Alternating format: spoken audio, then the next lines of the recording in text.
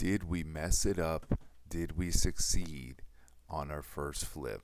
Well, I'll let you be the judge.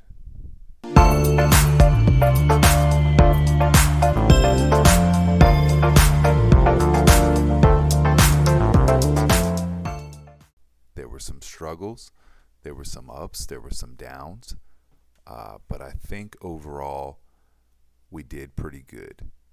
And that could be categorized or seen in a number of ways.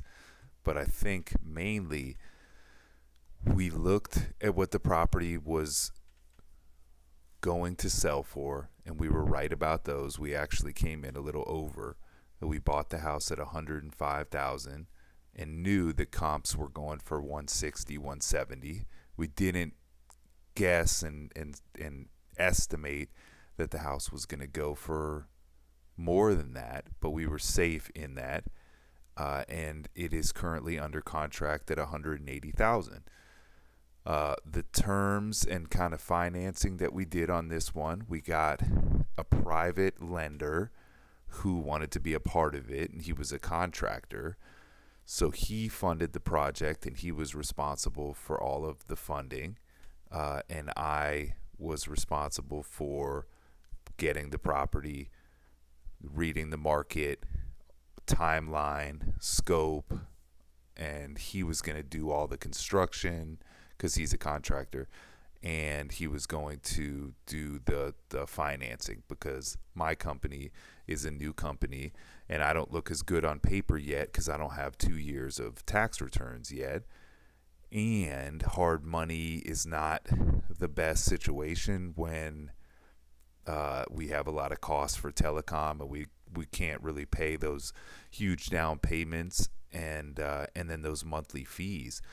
So his company has been around for like 12 years. He has a lot of revenue coming in, and financing wasn't that complicated for him. But one of the things we did have to do is he kind of took a really aggressive loan on it.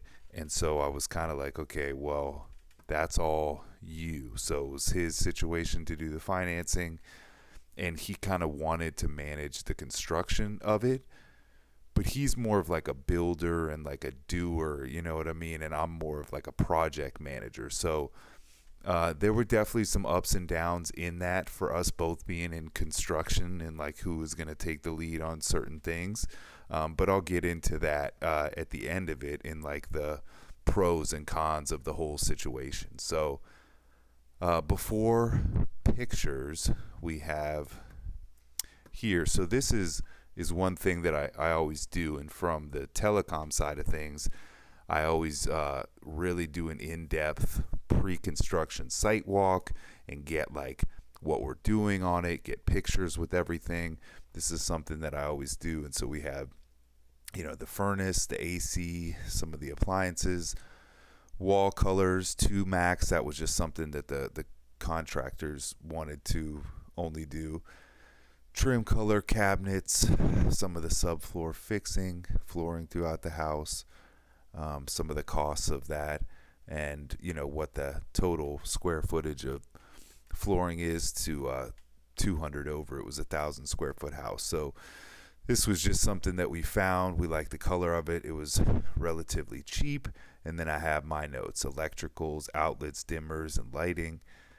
Some outlets, and this also is going to show you the kind of the before pictures of the house and the quality of the house. Some outlets didn't work.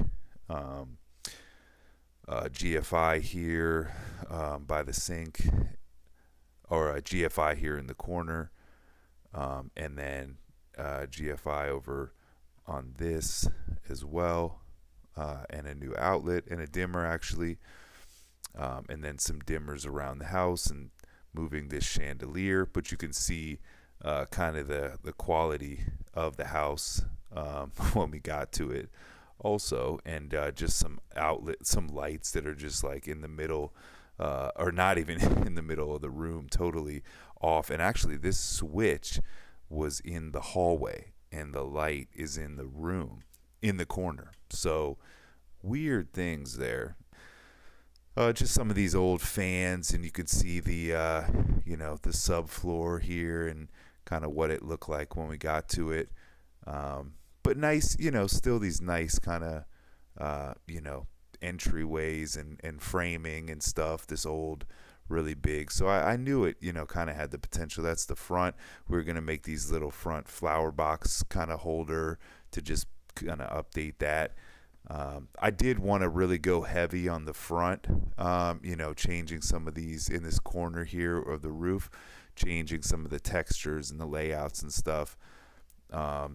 Change the outlet, change the light here, some of the numbers and stuff like that, then fans. And this is kind of some of the textures that I was thinking of. You could do is these little like wood vertical 1x1s for wood, or like this wood shingle. And this was a nearby house actually to the one that we did. And then you can do that brass or that like metal roofing too. So like you can get 3 different textures that just split it up. But because we had different opinions and stuff, we didn't get to that. We didn't have the funds for that either. But so this was the master bedroom, and we actually went and put the door here and then demoed all this stuff. And you can see this old kind of wall type, right, that was here. And this was where we ended up making the master bedroom, opening up the closet that was in there. So we did demo a wall, and then we had a beam, and it was a load-bearing wall. The chandelier in the kitchen, and then I also wanted to do a lot of like outside work, like I said, update the front, and that type of stuff there too. But a lot of the stuff changes on the fly. I'll show you some of the stuff that we got to here. So this was that wall that we were doing, and then kind of some of the front of the house stuff too. And you could see some of the good hot water heater, but like what the quality was of some of those walls and stuff back there, and what the quality was. Some of the floors were. I just ripped that carpet up really easily. It was not very hard at all. It was not, didn't have much underneath there. And then, like I said, that was that second room. And then this is the master, and it had this kind of chimney that was closed in. And we ended up just putting a wall here and kind of making like a little like crib room or office on the side of here, and then opening up the other side there also. And then this is kind of the master bedroom looking outside. Like I said, we cut it off here to make like a really long, and then we had to make a new door there as well. And then this is that room. This was the closet that we opened up. That was the bathroom. Not terrible. And that's the kitchen. So the one thing too, if you notice here, is that we knew that it wasn't going to be like extremely expensive, like even though the quality of the house, because we had good countertops. We had oven and microwave. We had some things were going to be used, right? We could paint these. The countertops didn't look that bad actually, so we could use some of these. So like bathroom and kitchen, right, wasn't going to be needed to be totally redone. So like that bathroom's like $10K, and like a kitchen can be up to like 30, 50 in a really nice house. But this wasn't, we didn't put that money into those things. So that was one of the things when I noticed this house, I was like, okay, kitchen and bathroom are okay enough. And then this was crazy because there was 7 layers of flooring in the kitchen, and it went, first of all, these were these planks underneath. There was newspaper from the 1950s put on top of the wood, and then on top of that was like 7 miscellaneous different types of flooring. But the craziest thing was there was wood at the bottom, and then there was like vinyl, and then some like other vinyls, and then a plank, but then there was a layer of carpet and then there was like 4 more on top of that. So it was like this layer of carpet just like held all the water in between. But since there was like 3 or 4 layers underneath of vinyl and stuff like that, and then carpet, and then, you know, layers on top, this carpet rotted out in the middle and was like super moldy, and the floor on top was totally, you know, busted, and there was like a layer of wood on top, and then something on top of that. So it was like another subfloor.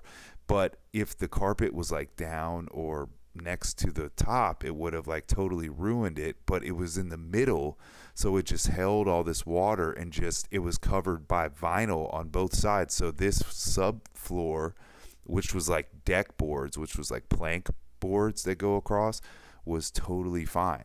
So it was a weird situation I was in. But you know, just some strange things when you have a house from like the 1920s. So what did it look like after? I think it looked pretty good. I'll let you be the judge. But I think we definitely did a good job. But I'll show you a couple things that I thought too, and remember some of those things that I was mentioning there that I wanted to do, like the front of the house and some of these other parts, right? So this looked good. This was a bathroom. We wanted this white, but it ended up, you know, the same slate gray that all the other walls were. And remember, on my document there, it said 2 colors, and so we have somehow only ended up with 1 color, but we definitely picked that. But that was just kind of the nature of what the contractors did. So we redid this deck, some of the wood, and then painted that. And then here was that room where we had the furnace and the hot water heater. Looks much better. The lamp we moved over to the middle, so it would be right there in front or on top of a table that would go in. And here was the garage. You just saw it there, so we painted that to lighten it up. Still don't know why they didn't paint like some of the insides and the trims of some of these things. Like, just paint that. But you know, one of the issues here, and I'll get into that, pros and cons, was you know, it looks great, right? But is it over designed in certain areas, right? And then under designed in other ones? You know, that's the vibe that I got. And I think you know, it took longer than expected. And I'm really strict when it comes to things. Like I do punch lists. You know, I don't pay for things, and I don't you know, I don't care how tough I am on certain things. That's just the nature of like what makes me a good project manager. Like, I define the scope, I write it all down. And so the pros, it looks good. It went for 180, right? The cons, it took longer than expected. It was over designed in some areas. You can see it's beautiful, but like when we looked at the comps, like the comps were not anywhere near this. So by making it look great and taking us outside of that time frame that we wanted to be in while the market was hot, we ended up kind of taking ourselves out of when the market was really hot and kind of coming back down to a normal buyer and seller's market. So in doing some things overdone, it caused us to miss the peak of the market, right? So I thought if we had just done the bare minimums, done the front, right, just painted flooring wherever needed, not all the way through, not, you know, we could have hit that market peak and probably been around 200,000. But what ended up happening is we had an estimate of about 25,000 on this, right? And so we would have been in 105 with 25 and sold for 180. But we ended up being closer to 40,000, right? And then the timeline was longer. Now, like I said, I had a construction guy as a partner doing it, and I tried to like stand off on it and not really get involved. But like, you know, I had really wanted to stick to my budget as much as possible, whatever that meant. But here we are with like, you know, the same oven and that, but like a brand new fridge and like totally, like I said, not countertops because they didn't need them, but painted cabinets and everything looks great, but it's definitely over. And here's its stage, and like I said, those nice framing and the nice trim and stuff on the bottom of the wall, the baseboard and everything. It looks great. I mean, it really does. But like I said, and here's that room, and here's that new door in the family room, living room area. And here's the door that got painted as well, and all that. And here's a stage master bedroom. That was where that chimney was, right there. And then we opened up the closet on the other side.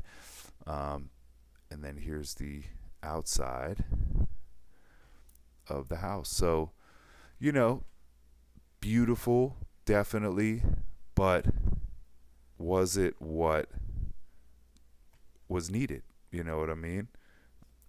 And that's hard to say, because my plans definitely had a different idea, and we'll never know, what was the right one. But we missed the peak of the market, and it came back down. So I think we lost kind of 20,000 there, and being at around closer to 40 rather than 25, we lost some money there. And then so those two things together, we should have just done what was needed to match the comps and go straight to it. But one of the lessons I learned, in the pros and cons, we will make money, so it's worth the time that we were in it. It was a learning process. It's our first exit strategy of all the properties. We own 3, this being the second of 3. And we actually had to exit. We actually got to see what the market said about the property and how good our market analysis was, or mine, because that was my job there. Overall, so did we do good? Did we succeed? Did we fail? I'd say it's a success for a couple of different reasons. We learned a lot throughout the process, right? My numbers on my original investor document were right on. So that tells me that I know how to look at a market, how to analyze, how to predict what it's going to be by looking at comps. So that was refreshing on our first one to actually go, 10 grand over what the last one did, even though the market cooled off. Did it teach a lot about return on investment, that not just overdoing everything is going to get you a return on the investment? The key to investing is to do the least amount of work, the least amount of cost into it for the most amount of money. And I think I knew that, but I let somebody else who didn't know market analysis, who didn't know some of these other things, and let them kind of manage the construction, because I needed to partner with somebody to get the deal done. And that taught me a lesson to stick to what I'm good at, and whatever that is, and just make sure that I set the expectation up front. Hey, I'm going to manage the scope of work. I'm going to manage the budget. I'm going to manage the timeline, right? If you want to manage the construction aspect of it and just make sure that gets done, that would be great, because we had a lot of problems with the contractor. And like I said, time definitely took us way over what the time was supposed to be. But overall, did we succeed or did we fail? I say we definitely succeeded, and the other thing too is that when I did all this and I created this idea of this life that I wanted to have, right, which is kind of the key to everything, in this investing in all of it, right? It's a mindset, and I tried to start with the end in mind and design the life I wanted to have. So this property let us go to Louisville a few times, right, with the family. My kids were at this house. They were running around in the backyard, and the wife was there, and we got to take a couple trips free of charge, and actually get paid to do that. And so that is amazing. We will walk away with some money for all the work that we put into it. And this house was terrible when we walked up to it. It was in really bad shape. And somebody will have a house that has some attention to detail and some hard work and effort and care put into this house too. So I think they will be happy. They got some new appliances and new flooring and all that. And we saw some more things and learned a little bit more along the way. And we made money on our first deal, which is pretty great. And 140 to 180 minus, a few other costs and the realtor commission and stuff like that. And then my partner has to pay for whatever his fees were with his financing, because I didn't have any say in that. And, I'll walk away with some cash to put into the next deal. And I'll walk away saying on my first deal, I was correct about the market analysis and I went in at conservative numbers. And I still think at the end of the day, I could have got it done for $25,000, and I would have more strategically put that money into some of the places that really needed it and not just overdone and over designed and over painted and over floored that whole house. And I would have kept it in the market's heat, and we would have done even better and maybe been in at 125 and sold it for $200,000. And I believe that I will know more on the next one, and I'll be able to do that on the next one. So did we lose or did we win? A huge, huge, huge win. A huge win for learning, a huge win for knowledge, a huge win for the process, a huge win for the company to now say that we've done one successful exit, and it's not just a theory. We're actually proving it true.